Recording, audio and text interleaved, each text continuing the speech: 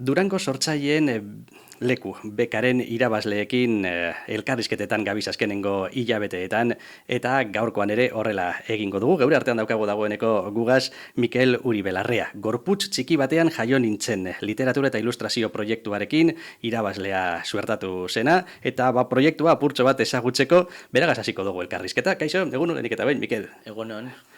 Gorputz txiki batean jaio nintzen, badakigu literatur eta ilustrazio atal horretan dagoela, baina egia da nahiko zabala izan daitekeela. Bai. Zertan zehaztu dezakegu zeure proiektua? Zer dela esango zenuke? Bueno, ni hasi nintzen ipuin batekin, ipuin batein eban eta orduan aurkeztu nintzen beka horretara, eta ipuin horretatik nahi neban sakondu, así que hortik eleberri labur bat sortzi pentsa honeban, ilustrazioekin, ze bueno, ni margolarian naz, orduan guztetan jate irudiak egotie, laguntzen dozte be bai, eta iruditzen jate forma bat oso jolaskorra testua eta irudiagaz jolastera. Vale. Eta gaia aipatu behar bagendu, zeri buruz esango zenuke doiala gorputz txiki batean jaio nintzen? Bueno, dano jaio gara gorputz baten, Bai, egia. eta hortik hasten da esleitzea, ezta? Genero bat edo bestea esleitzen gaitue, eta horrazten die pertsona, pertsona asko egokitzen die, ala ez die egokitzen, eta nire pertsonaia ez da egokituko horregaz.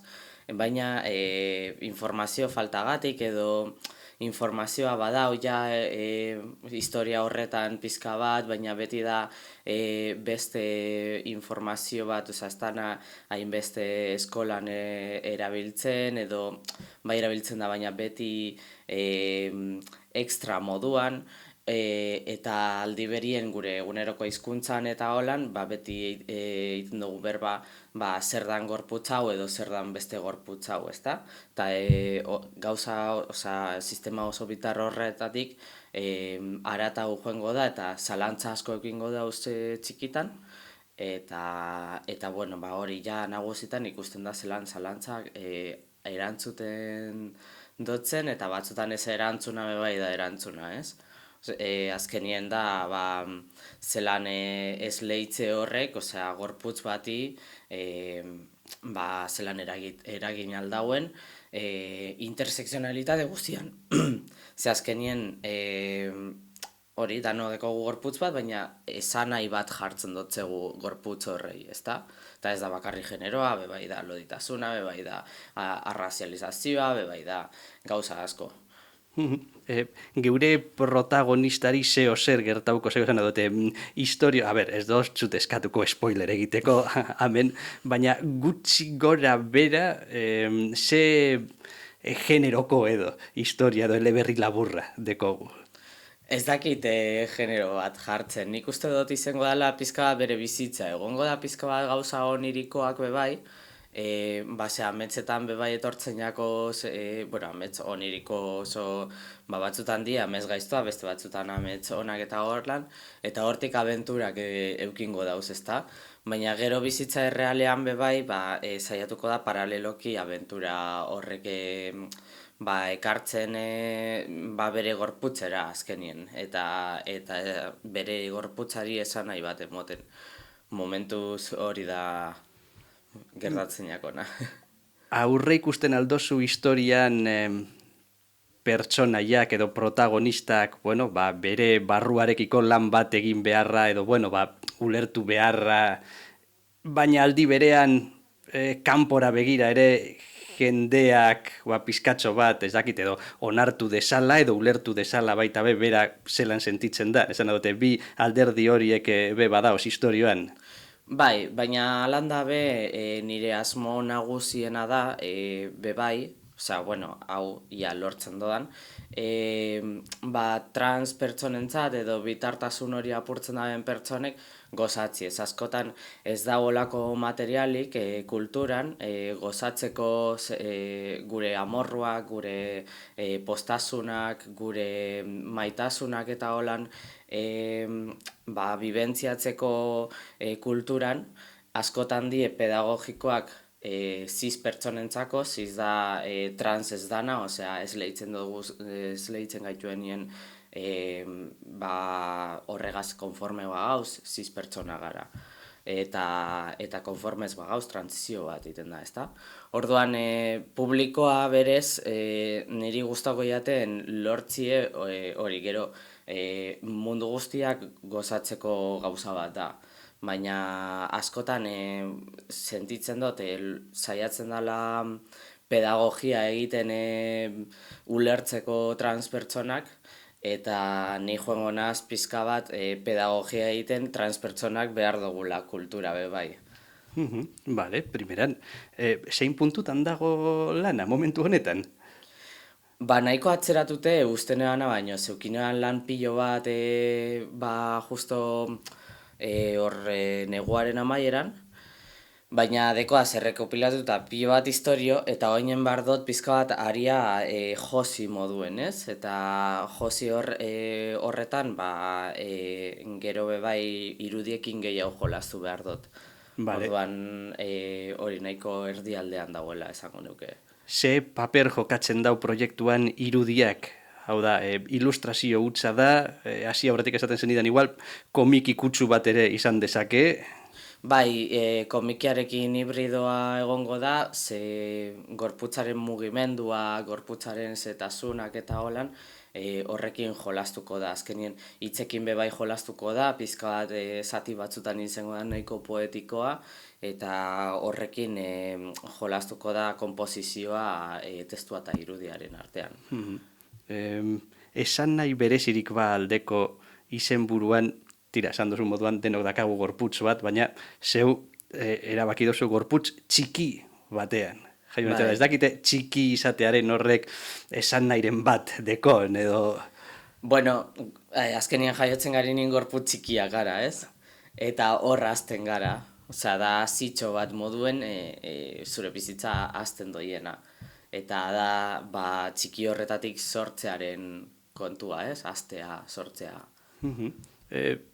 Zelan izango litzateke, demagun esaten dozunean, gaur proiektu honetan arituko naiz lanian, zeure dinamika, lan egiteko dinamika, bezalakoa den esan edote, idazten dozu lehenik eta behin eta gero irudietara jotzen dozu, agian zeo zer irudikatzen dozu eta horrek emoten dizu agian ideiaren bat idazteko?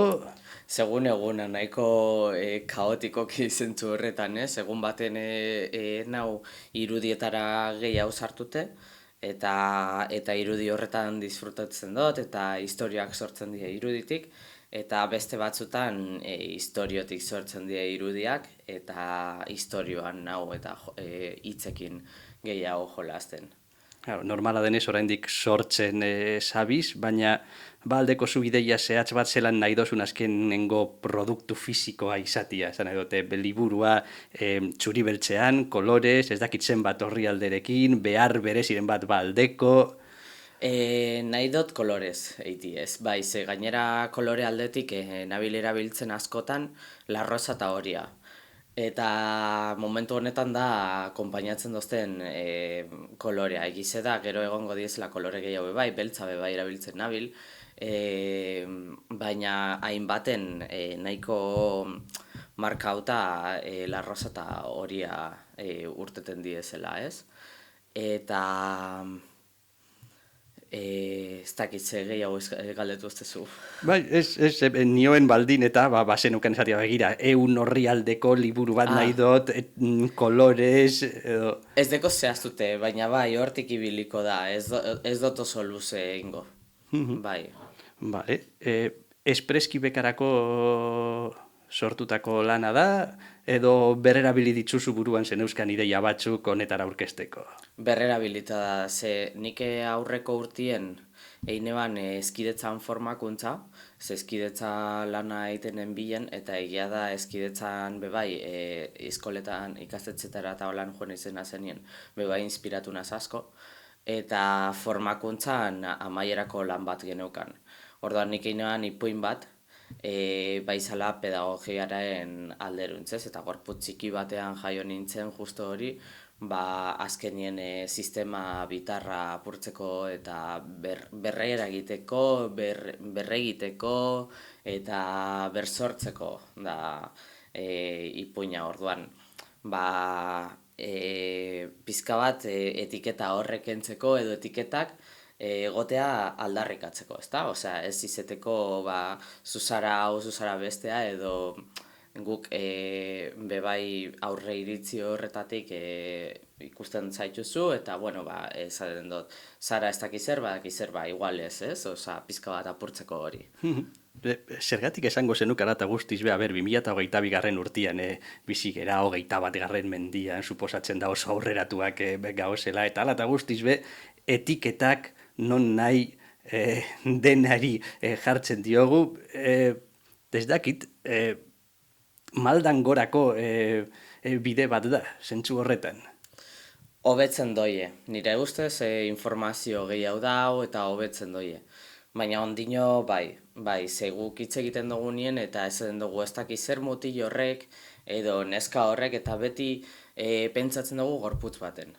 Eta bada transa bestea da, ezta? Edo bada beste gorpuzkera batekoa beste bat da. Eta orduan beste hori existitzen da, baina bestetasun horretan.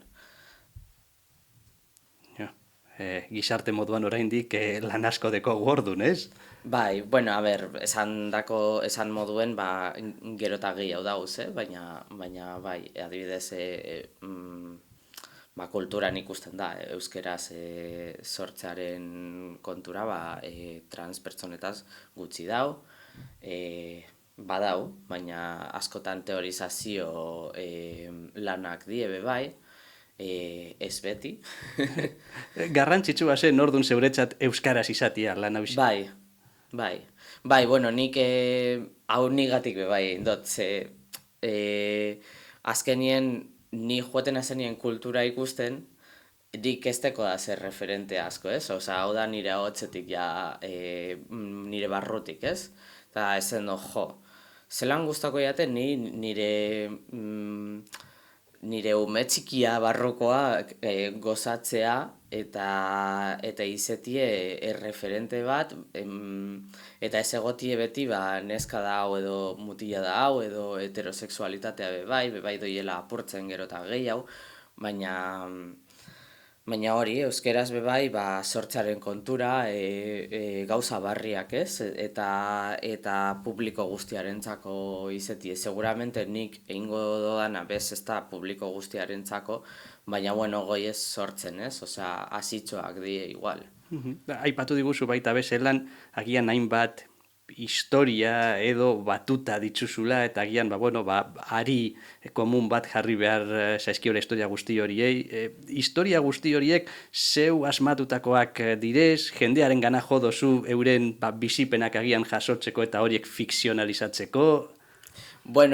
Hartu dodaz nik goguen deko da zen oroitzapen batzutan, eta eraldatu dudaz pizka zelan pertsonaia honek aurre ingo eben kontekstu honetan, ez? Egia da pertsonaia ez nazela ni, osea oso desberdina da bere historia, ze berak informazio gehiago ekingo dau,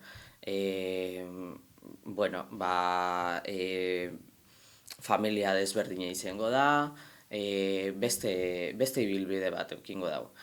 Orduan, da pizka bat, ni jartzea hor, nik zerringo neban nolan izango bazan, edo zerringo eban pertsonaia honek, orduan, da pizka bat aktore lana egitie moduen.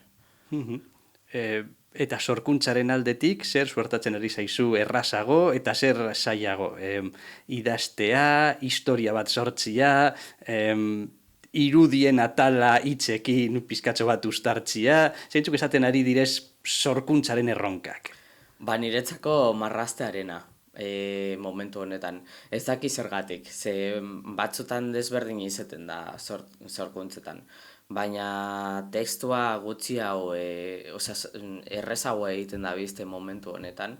Eta hori ni, gramatikan ez nazona, osea, gero bekaren barruan nik ipini dut norbait zuzentzeko eta hori ze euskara zaindua izetie gustako jaten eta nik badakit akatsak deko da zela. Orduan, baina idaztearen kontura hitzekin jolastea eta hori da errezen egiten da biztena. Eta zaila egiten da bizte be bai lotzea historiak. Osea, zelan lotu historia horrek, ez? Osea, die historio txiki asko, eta horrei zelan jarriko dutzet zubia, ezta? Bale. Azkenengo kontu batzuk amaitzen joateko, aipatu diguzu zelan, bueno, nahi baino pizkatxo bat atxeratuago zabizela, urrengo hilabeteetarako zeure plangintza zein litzateke esan edo, adibidez, opor barik geldituko alzera honetan lan egin behar dozulako. Bai, bueno, zaiatuko naz egunero edo ia egunero. A ber, respetatuko dut nire deskantzo egunak, baina bai, da buru belarri sartzi hoitze.